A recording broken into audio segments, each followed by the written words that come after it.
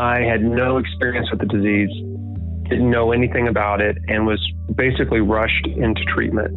And that's what happens, unfortunately, is patients are rushed in to treatments they don't understand, that have, in many cases, significant risks of harm and can even be life-threatening.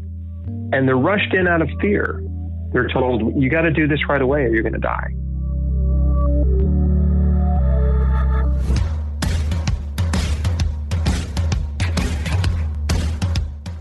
Hey everyone, welcome back to the Holistic Navigator podcast, where we believe in the body's capacity for self-healing if it's given the proper nutrients and care it deserves. Thank you so much for tuning in today. My name is Brian Strickland. I'm the producer of the show. And here with me in the studio, as always, is your host, Ed Jones. We are so excited about today's episode, and we're chatting with Chris Wark. And if you're not familiar with Chris, he's a cancer survivor, best-selling author, and patient advocate. In the last decade, Chris has become one of the most well-known cancer survivors on the planet and reaches millions of people per year as a blogger, podcaster, speaker, and global health coach through his social media and his website, chrisbeatcancer.com. We sit down with Chris to talk about his experience with cancer, how he used natural means of healing, and his new book, Beat Cancer Daily, 365 Days of Inspiration, Encouragement, and Action Steps to Survive and Thrive. So let's get this episode started. Here is your host, Mr. Ed Jones. Thank you very much, Brian. And again, this is Ed with The Holistic Navigator. Today is one of those podcasts that I've actually kind of dreamed of and looked forward to if it ever could come to fruition.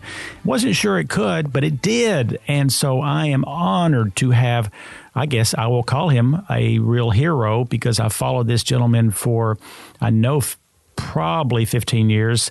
And many of us know the title of kind of his slogan or his books, Chris Beat Cancer. Welcome, Chris Wark from Chris Beat Cancer. Well, thanks a lot. Thanks for having me on.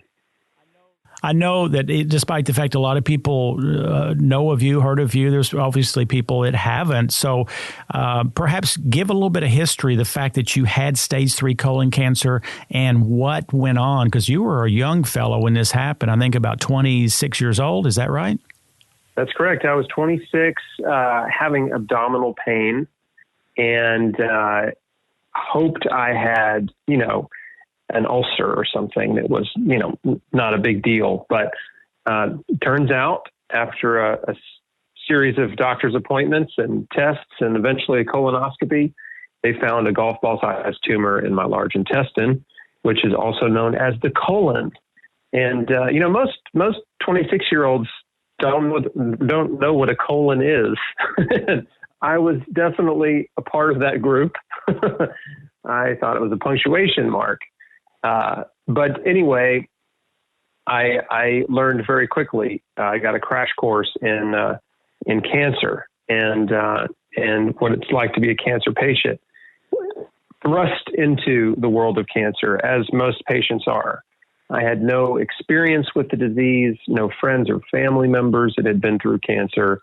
And so unlike today, it's so strange. Now it seems like we all know multiple people who've had cancer or have cancer. And at that time in my life, I didn't know anybody. I just, like I said, just didn't know anybody who'd been through cancer. I knew a couple of people that had it, in the past, and, but I didn't really know them when they had cancer, that kind of thing. There's a couple of men at my church that had it, in previous years. But anyway, so I was a very typical cancer patient in the fact that I had no experience with the disease, didn't know anything about it, and was basically rushed into treatment. And that's what happens, unfortunately, is patients are rushed in to treatments they don't understand, that have, in many cases, significant risks of harm and can even be life-threatening. And they're rushed in out of fear. They're told, you got to do this right away or you're going to die. And they don't have time to read or research or learn about their disease or take a step back and look at the things in their life that may have contributed to their disease. In fact, the question that most cancer patients ask their doctor, right? It's like the number one question. How did I get cancer? What caused my cancer? And the answer that they get in most cases is, well, we don't know what caused your cancer, but it might be hereditary or genetic, or it may just be bad luck. But it's nothing you did. Nothing you did caused your cancer. So don't get on the internet and what that does is that there's an underlying message when you tell a patient there's nothing they did, is you're telling them that they're a victim of disease, right? Nothing you did contributed to your disease. Therefore, there's nothing you can do to help yourself. You are a powerless victim. Your only hope is medical treatment, and we can't even guarantee that you'll survive. But we're the only chance you've got, so cross your fingers, say your prayers, and let's get you signed up for treatment as soon as possible.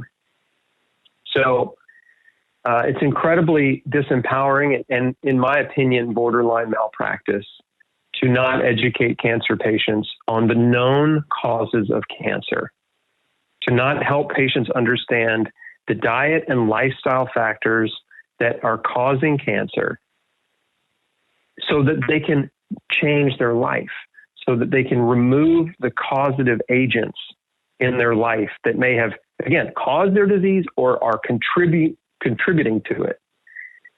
So it's really tragic because humans have been studying cancer for hundreds of years, and there are thousands and thousands of studies on the known causes of cancer. It's really not a mystery. We know what causes cancer. It isn't just one thing. There are multiple causes, but when you connect the dots, it starts to become very clear. If you educate a person on the known causes of cancer, they can quickly identify those things in their life. And if they really have a strong will to live, if they want to get well, some patients don't, some patients have a death wish. But if they really want to get well, then they will take action to change their life. And that's what I did. I took massive action to change my life because I instinctively understood that I had a role to play in my life, in my health, my disease, and my healing. I had a part to play. And I just assumed that the way I was living was killing me. And so with that assumption actually came empowerment, because it wasn't like I was sitting around feeling sorry for myself. Like, oh, this is all my fault. I'm such a terrible person. I screwed my life up. It wasn't like that.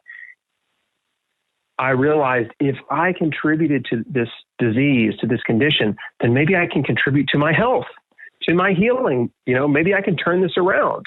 What do I need to do? I just need some guidance. Show me what I need to change in my life. And I was willing to change everything. Now, I didn't come to these conclusions right away. In fact, it took a little time because I was rushed into surgery. And this is just a few days before Christmas was my diagnosis. And they wanted to get me into surgery immediately. And I was able to postpone it about a week and a half.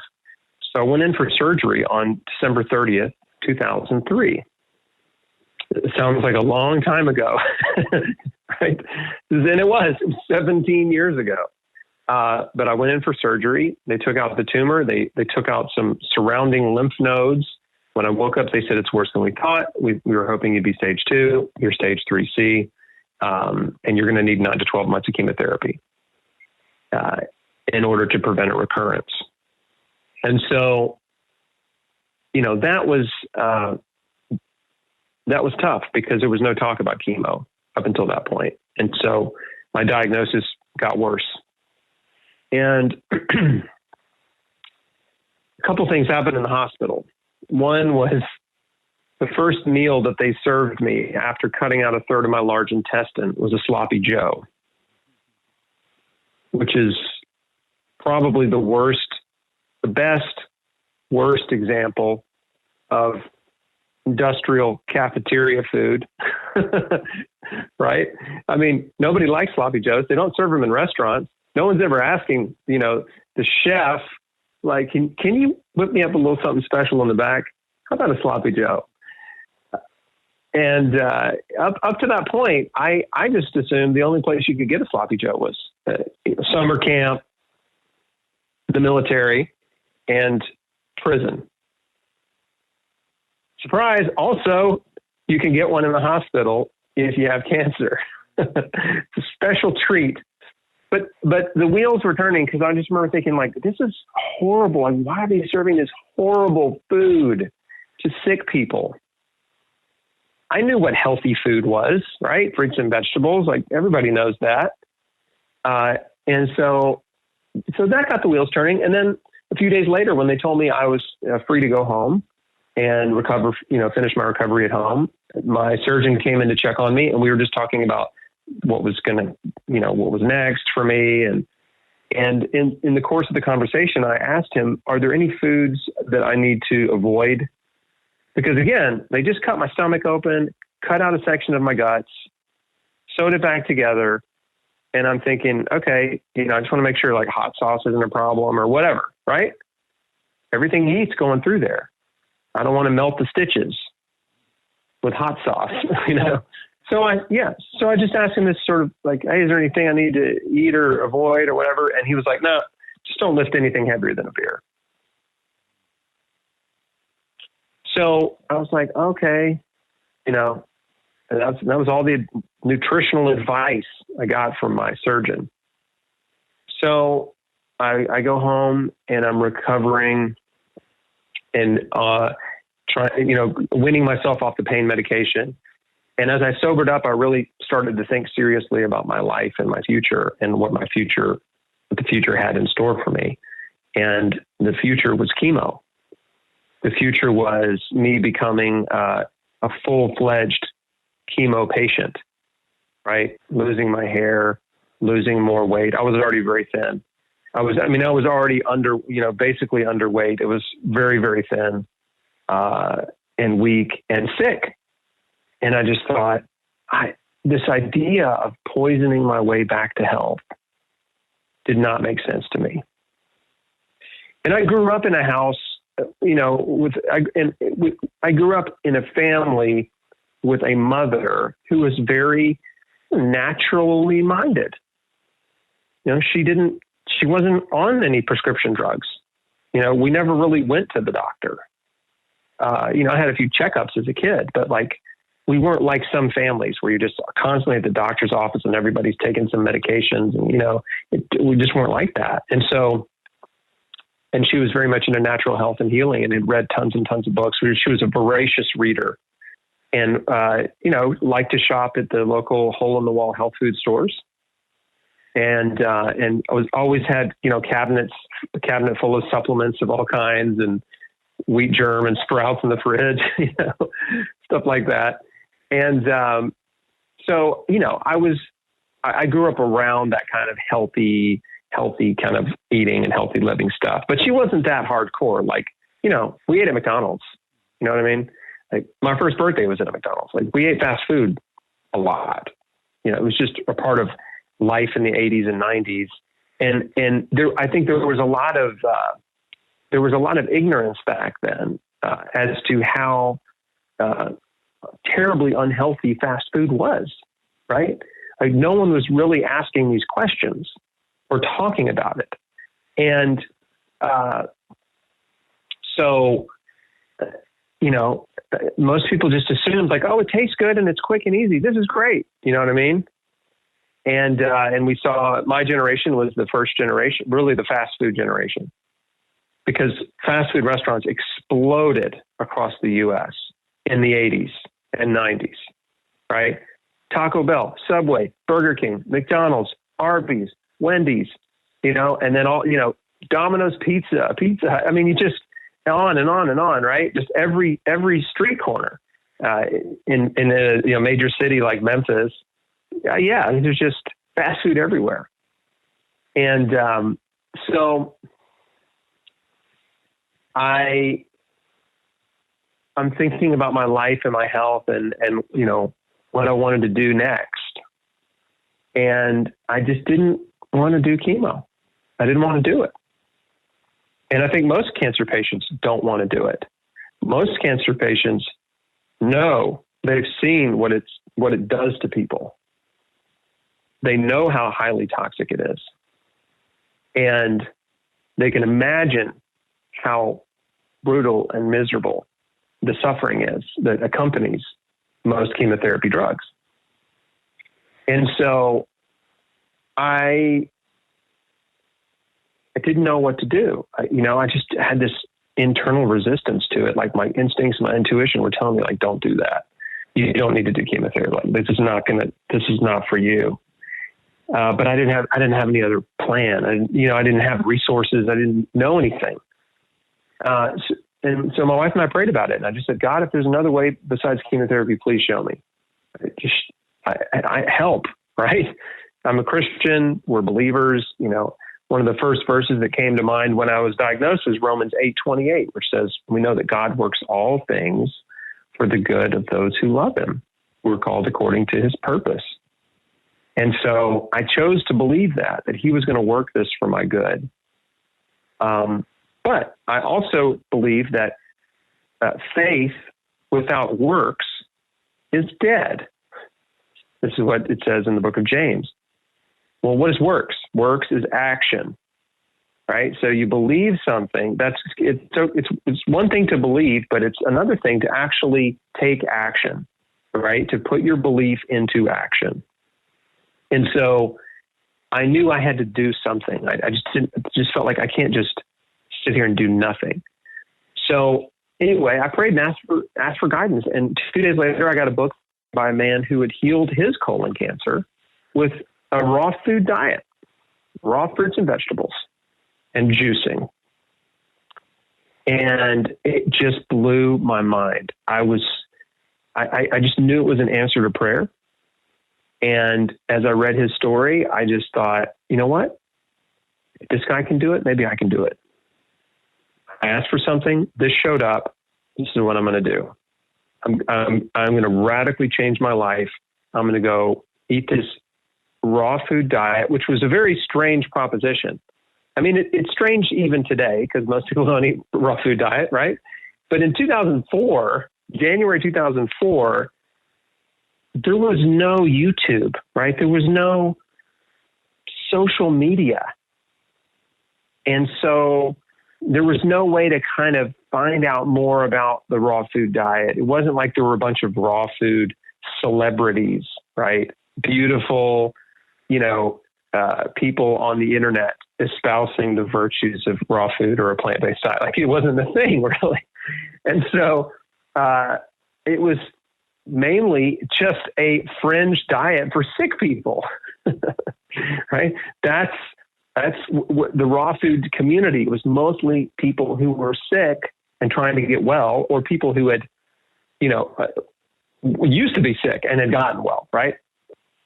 Doing that. And so I was really encouraged by that. And as I dug deeper, I found more and more books and doctors and influencers who were, raw food evangelists, I guess you could say, in the health and wellness community, the holistic health community. So I overnight converted to a raw food diet and bought a juicer and just decided, okay, I'm going to overdose on nutrition. I'm going to put so much good stuff in my body every day. I'm going to give it an abundance, more healthy stuff than it has ever had. And let's see what happens. So it wasn't like, I wasn't like doing it begrudgingly. I was excited to do this. This was an adventure for me. Right. And, I was also fearful, right? Because cancer was real and I was afraid I was going to die. So I was channeling my fear into action, positive action to help myself, because, fear can do one of two things. It can either paralyze you into inaction, right? Or it can motivate you into positive, massive, life-changing action. And so that's what it did for me. And I wish I could say it was easy. The diet was the easiest part. The hardest part was the fact that nobody around me understood what I was doing. And there was a lot of opposition from people that I cared about a lot, very close to me, who told me, this is a mistake. This isn't going to help you. You've got to do what the doctor says. You've got to do chemo. And that made it increasingly difficult emotionally, right? Mentally, emotionally, to realize that all the people who I need the support from the most are not able to support me because they don't believe in what I'm doing. They don't understand it. And so this is a journey that I'm going to be taking alone. So I'm fortunate in the fact that I'm an only child, and was, kind of entrepreneurial, and I was accustomed to doing things my way, Frank Sinatra style. And so it did not dissuade me. It made me sad, and it was a source of stress for sure to have people telling me I was wrong, and that my answered prayer was just, not an answered prayer. It was just, I was just making a mistake. But I just knew I prayed, I got something, and I was like, I'm putting my faith in this. I'm going to do this. I'm going to take care of myself in a way I never have before. And I'm going to do everything in my power to support my body's ability to heal, because my body created this disease. I think my body can heal it too. And I was finding more and more encouraging testimonials, and from going from book to book and realizing, okay, other people have healed cancer too. Cancer can be healed. And so that was very encouraging. And, it took a lot of diligent effort, but I created a simple routine for myself to follow, which of course I talk about in my book, Chris Beat Cancer. I talk about the whole journey, not the mental, emotional, and spiritual journey, everything I did physically. And also there's a deep dive in the book about the cancer industry and the pharmaceutical and medical industries, and how much corruption is in those industries, and how patients are misled by bad policy, and not necessarily bad people in the industry, but by an entire system that is created to generate as much revenue as possible off of the sick people. And there's no real incentive to cure cancer, right? It's a nice idea, but the money is made in treating the disease, not in curing the disease.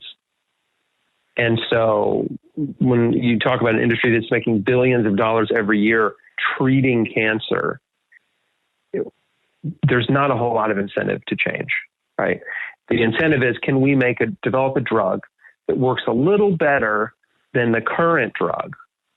And then we can steal all the market share from the current best drug for X type of cancer, right? That's the incentive. We just have to be a little bit better than the one they're using right now, and then billions of profits are going to flow through the door.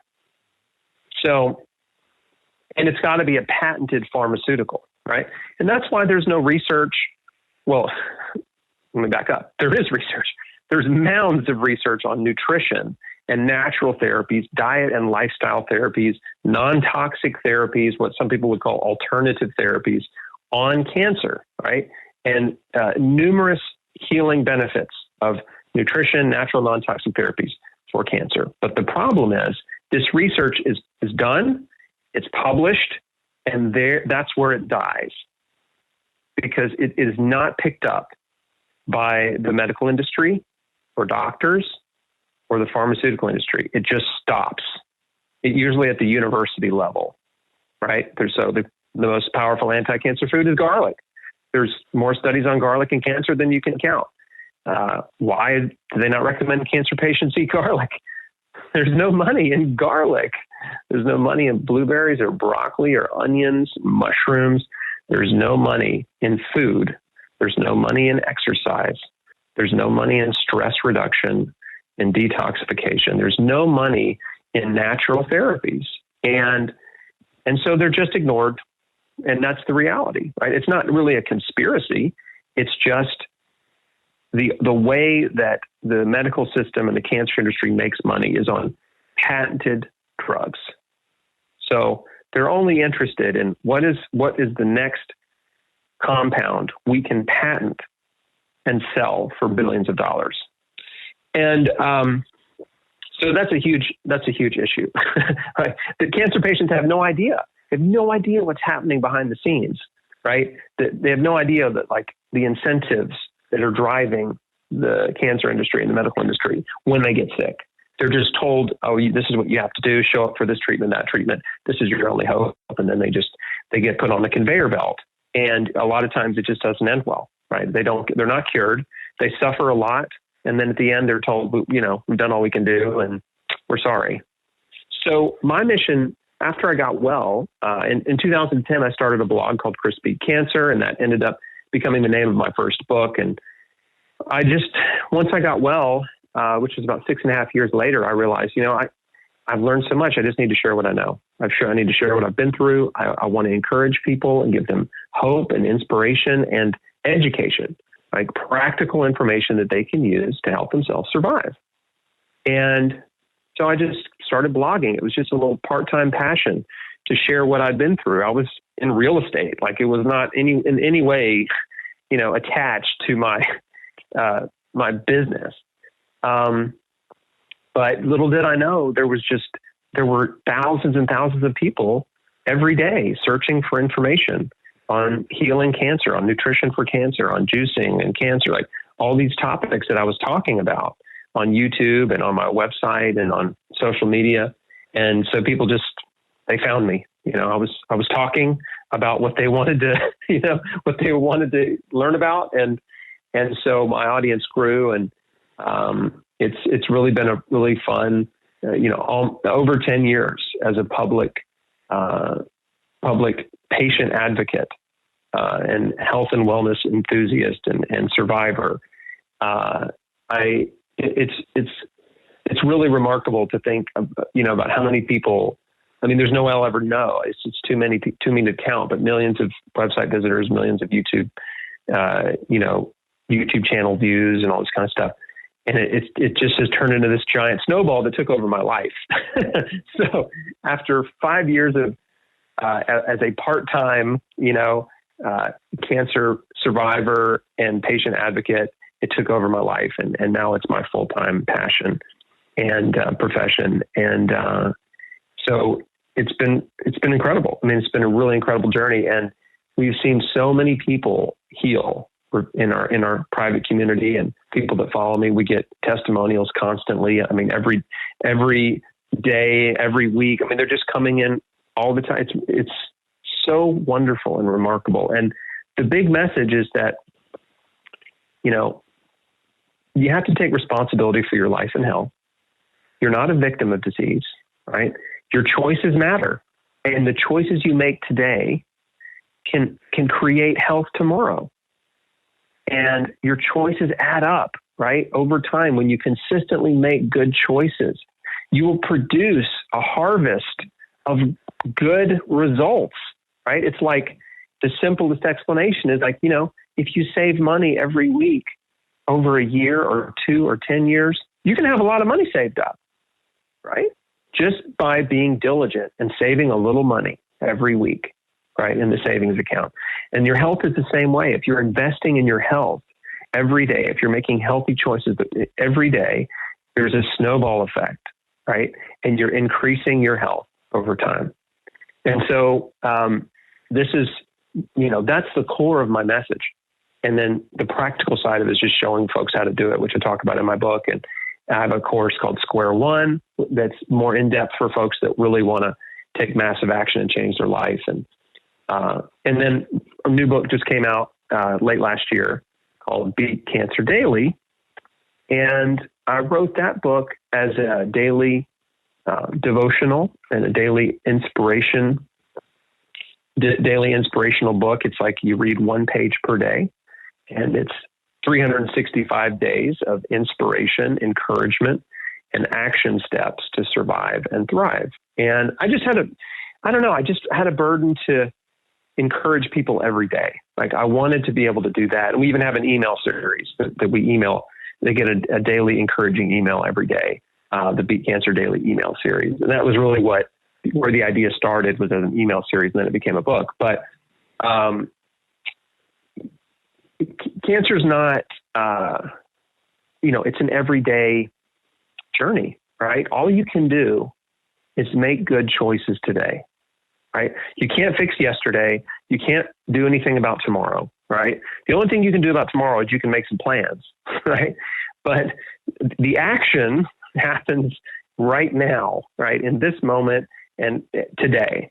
And between the time you wake up and the time you go to bed, what can you do to increase your health, to help your body heal? Like, what can you put in your mouth that can help your body fight cancer and heal cancer?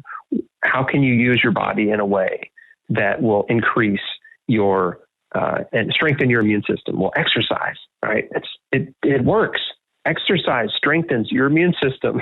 Like, if you don't do it, you don't get the benefit. But if you do, you get it. And it's such a beautifully simple thing.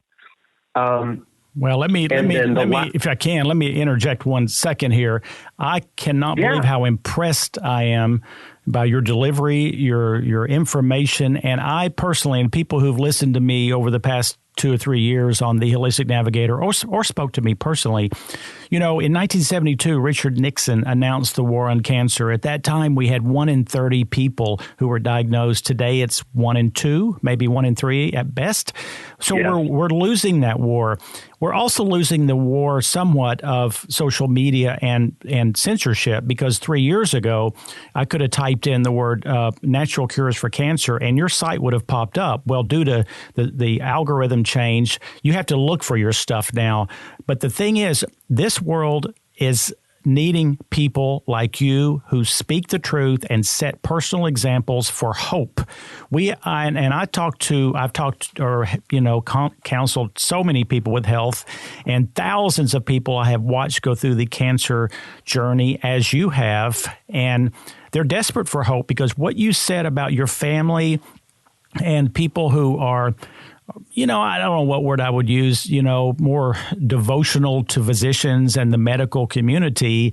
It's like polarizing. It's a black and white issue. You either go to the doctor or you're nuts. And I've heard this same thing from so many people, and they give up because they don't have a support system. And I want to empower people, and I always say this: any health issue that's significant, we need to put a team together, a team of maybe a naturopathic person, a nutrition person, a spiritual person, people like you, Chris, that can do the daily kind of work. And when I looked into your new book, I just looked at a few of the chapters, like the one, Cancer is a Divine Tap on the Shoulder. Yes, because I always have said this often. Usually we get whispers about our health. We don't listen. Then we get a slight knock at the door. We still don't listen. But eventually a sledgehammer was going to come down, and that will make us pay attention, and hopefully it's not too late. So I love your new book, Beat Cancer Daily.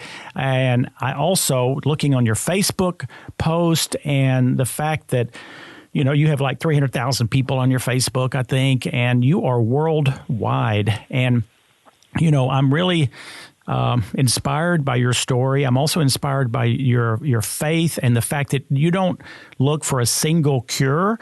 It's like an orchestra playing, that we have to put together the whole approach. And one of those, which you believe in as I do, everything we believe in together, which is food is medicine, food is powerful.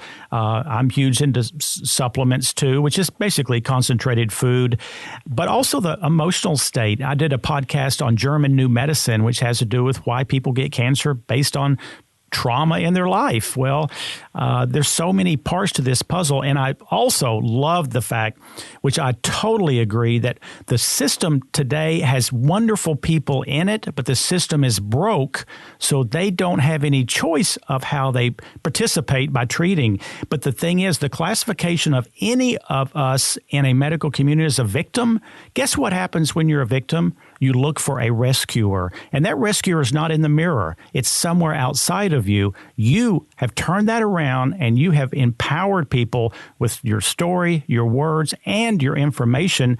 They're not the victim anymore. They can be part of the guiding force. And I love the thing that you said that is, how common sense is it to poison our way back to health? Poison our way back to health? It doesn't make any intuitive sense. So I just have to say, Chris, gosh, thank you for the wisdom that you are projecting on the Holistic Navigator, because this will be shared across the United States and actually in several countries. So at this point, and also loved, and I downloaded about several years ago, the thing on your website, the 20 questions to ask your oncologist. It's pretty strong questions, I will have to say, but if you did, at least anyone who's just been diagnosed, I want them to download that questionnaire, because I'm not saying go actually take it in there, but at least know this different perspective. And then lastly, I'm going to shut up and let you finish this. But I tell people this all the time, and they seem to be shocked. I said, you realize that the doctor is buying chemo at a wholesale price and selling it at retail, don't you? So when you walk in that room with those 14 recliners and everyone has an IV, they actually have a dollar sign on their forehead of at least $100,000 and sometimes much more. And they're like, really? I said, yes, they're buying it and reselling it at massively inflated prices. So how would they honestly tell you that garlic is going to be a good food, just like you said, Chris? So I'm going to be quiet here a minute, but tell people maybe more how, they can empower themselves. Of course, downloading or buying your two books, Beat Cancer Daily and Chris Beat Cancer, is two of the best ways to do that. But what other advice would you have here as we start closing down? Well, thank you so much for that endorsement. It really means a lot. And I know you've been in this industry a long time and have probably seen a lot of people come and go. And, I think it's really, we are up against a very, a massive billion-dollar industry, right? Multi-billion-dollar industry that has no incentive to change. And that industry is built on disempowering patients, right? Turning them into victims, desperate victims who just go along with treatment and do nothing to change their lives. And again, I'm not faulting the doctors, because the doctors are trapped in this terrible system. A person goes into med school, they have no idea what they're signing up for when they go into med school. And physicians have the highest rate of suicide of almost any profession. Why is that? Because it's such an awful profession. It's so mentally, emotionally just exhausting for physicians, right? I mean, they're seeing patients like cattle. They're just herded through there like cattle. They're not able to establish meaningful relationship with their patients. They're not able to really affect real change in their lives. It's just like get them in, get them out to keep the bills paid. And, there's a drug for your condition. Here it is. There you go. And by the way, I just want to say, because I don't know if I said this when I was sort of telling my story, but I did work with a medical doctor, right? I built a team like you talked about. I found a naturopathic doctor. I found an integrative oncologist who supported me. I never did chemotherapy, but actually he gave me IV vitamin C. And this was a man who had spent his whole life giving chemotherapy. He was in his 70s, his whole life giving chemotherapy to cancer patients. And in his later years, he just became more and more interested in natural, non-toxic compounds that could assist the body in healing. And vitamin C is an incredibly powerful one, especially in IV form. And so, but the first oncologist I saw told me I was insane if I didn't do chemotherapy. And he was incredibly rude to my wife and I, and intimidating, and sort of talked down to us and intimidated me and tried to bully me into chemo. And I never went back to him. And so there's definitely an important part of my story there, which is you have to build your team, as you mentioned, and it might take a little time to find the right people.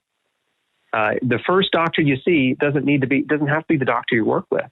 Right? Most patients, they get a referral to a doctor and they're just like, okay, this is my doctor now. You know what I mean? And, but the best doctors, the ones that are actually holistically minded, that care about their patients and really care more about their patients than some of the other doctors out there, they're not the ones that are advertising. Like you have to ask around. You gotta kind of beat the bushes a little bit to find these folks, because many of them are concerned, right, that they'll be labeled a quack, right, that they'll be blackballed, that they'll lose their reputation or whatever, just for incorporating nutrition into their practice, right? And it's crazy, but there is a silver lining to this, which is the number of doctors like this is growing.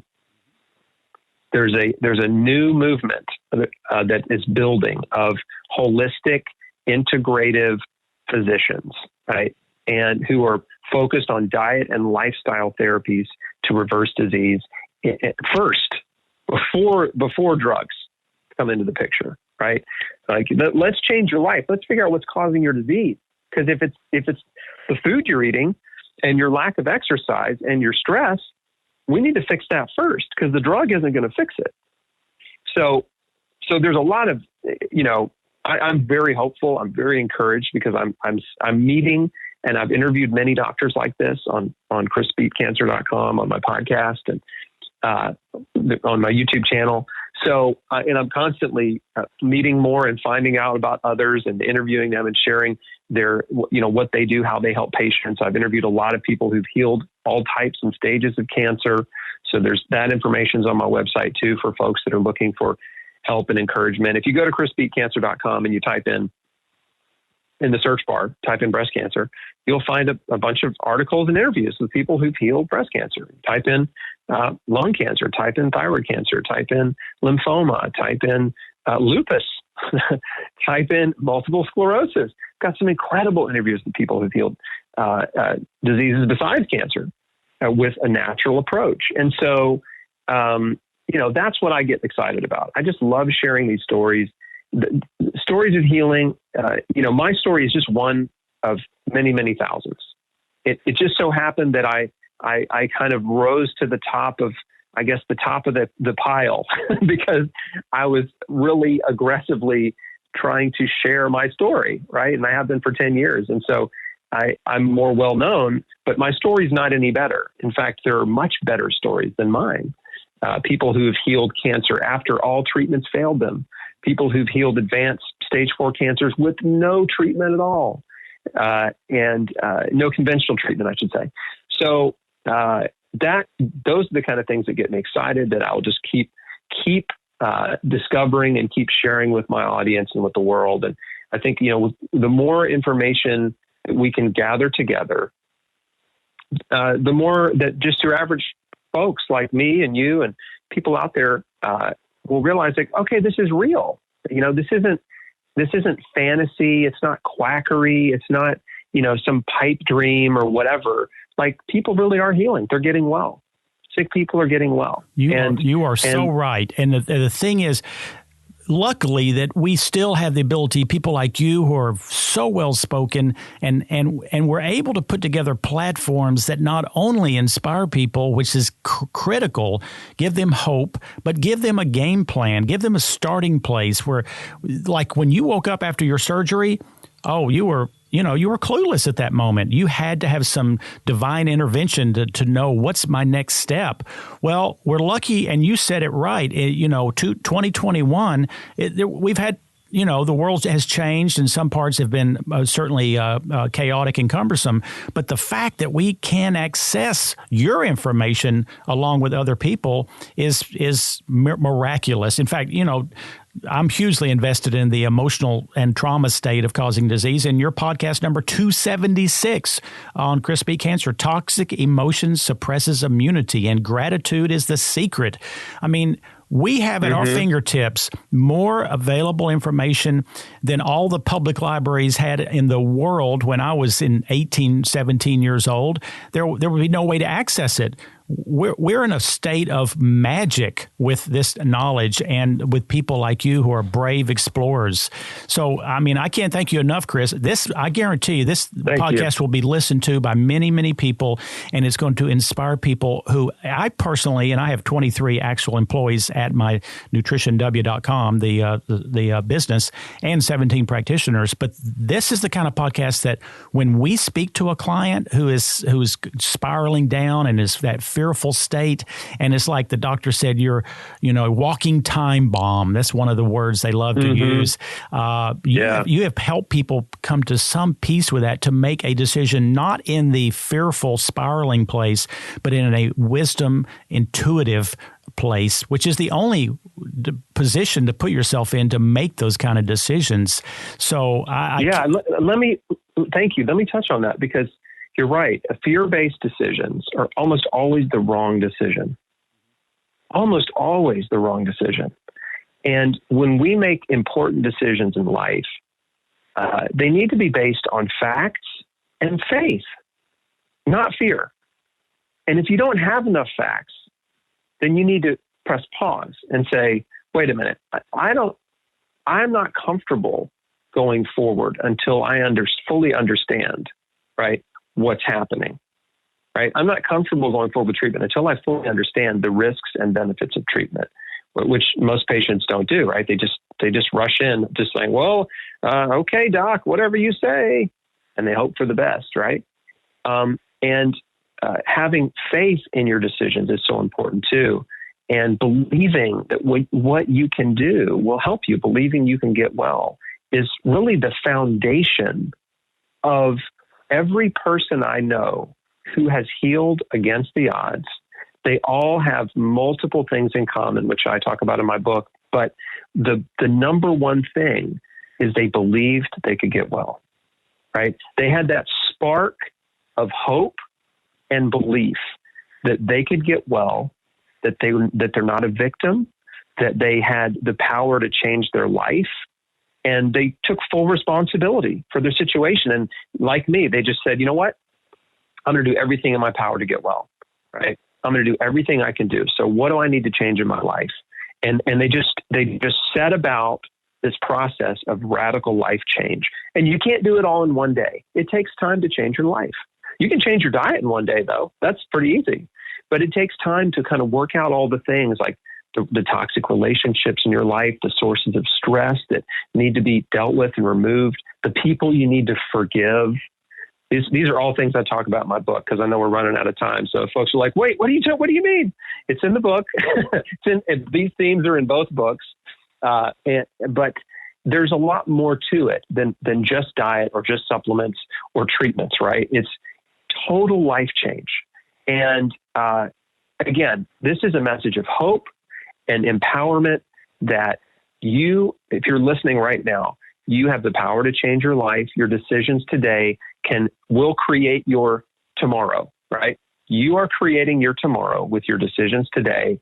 And when you make good decisions, you produce a good harvest. If you don't make good decisions, guess what? You're probably going to have some results tomorrow in the future that you don't like. But we have power and agency and authority over our lives. God has given us free will to choose. And so choosing life and health is never a bad decision.